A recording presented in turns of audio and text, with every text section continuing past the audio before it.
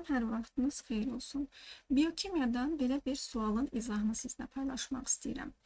Deyir ki, iki qat hidrogen rabitələrinin sayı 60 olan DNT molekulunda fosfat turşusu və karbohidratlar arasındakı rabitə sayı 918 ədəddir. İlk öncə gəlin, burada mən DNT molekulu çəkim. DNT molekulu iki zəncirlidir. Və bilirik ki, adeninin qarşısında ona komplementar olaraq timin dayanır. Guaninin qarşısında isə komplementar sitozin nukleotidi dayanır.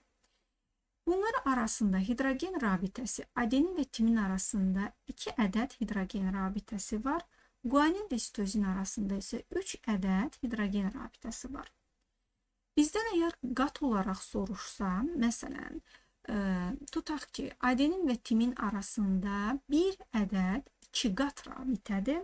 Guanin və sitozin arasında isə bir ədəd 3 qat hidrogen rabitəsidir. Sualda bizə deyir ki, 2 qat hidrogen rabitələrinin sayı 60 ədəddir. Deməli, bu rabitədən bizdə ilk 60 ədəddir. O zaman biz başa düşürük ki, burada adenin sayı 60 imiş.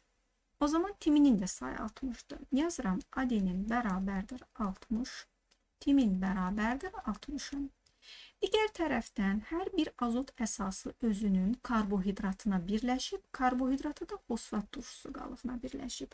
Eyni ilə aşağıda da guanində də eyni ilə olacaq, fosfat turşusuna birləşib.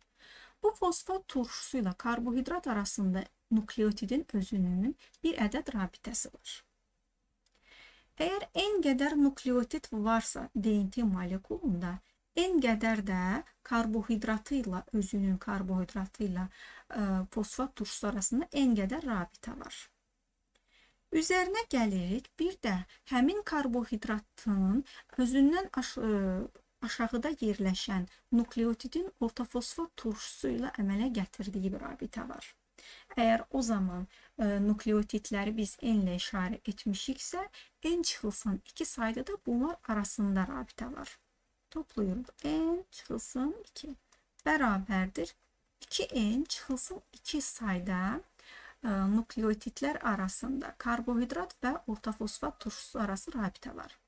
Və bizə həmin rəqəmi 918 verir. Yəni 2n çıxılsın 2 bərabərdir 918-ə. Biz buradan ümumi nukleotidlərin sayını tapmalıyıq.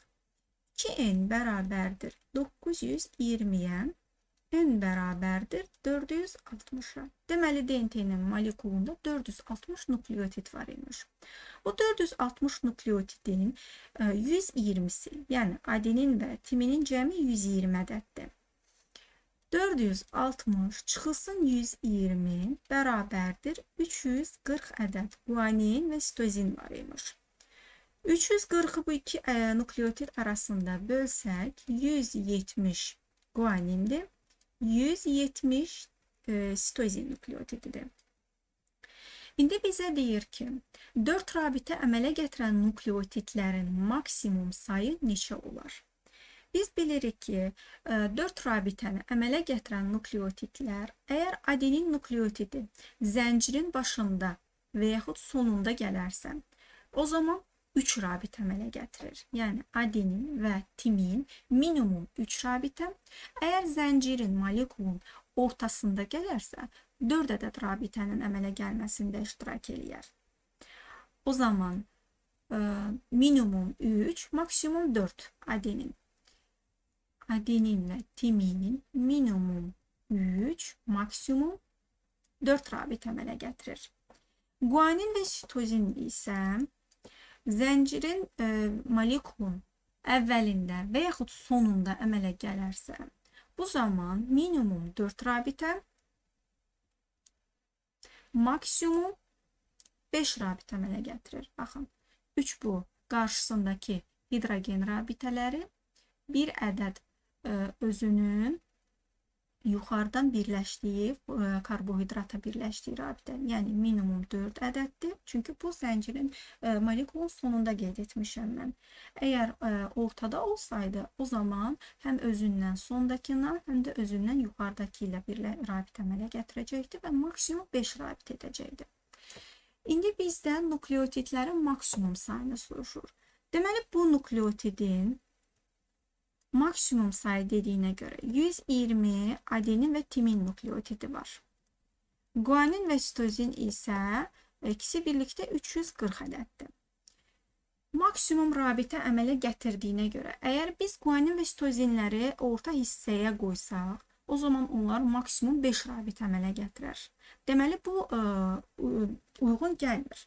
Ancaq adenin və timinlər bunun orta hissəsində dayansa, o zaman maksimum 4 rabitə əmələ gətirə bilər. Deməli, adenin və timinləri DNT-nin molekulunun orta hissəsinə qoyuruq. Bunlar zaten 20 ədəd idi. Qalır DNT molekulunun sonunda və əvvəlindəki nukleotidlər. Bunlar da guanin və sitozin nukleotididir. Çünki onlar minimum 4 rabitə əmələ gətirirdi. Gəlin bu DNT molekulunun əvvəli və sonuna guanin və sitozini yazsaq, o zaman deməli maksimum 4 rabitə əmələ gətirən nukleotidlərin sayı 120 adenin və timin, 4 ədəd isə guanin və sitozinin cəmi 120 üzərinə 4 bərabərdir 124. Deməli, burada maksimum 124 nukleotid 4 rabitənin əmələ gəlməsində iştirak edər.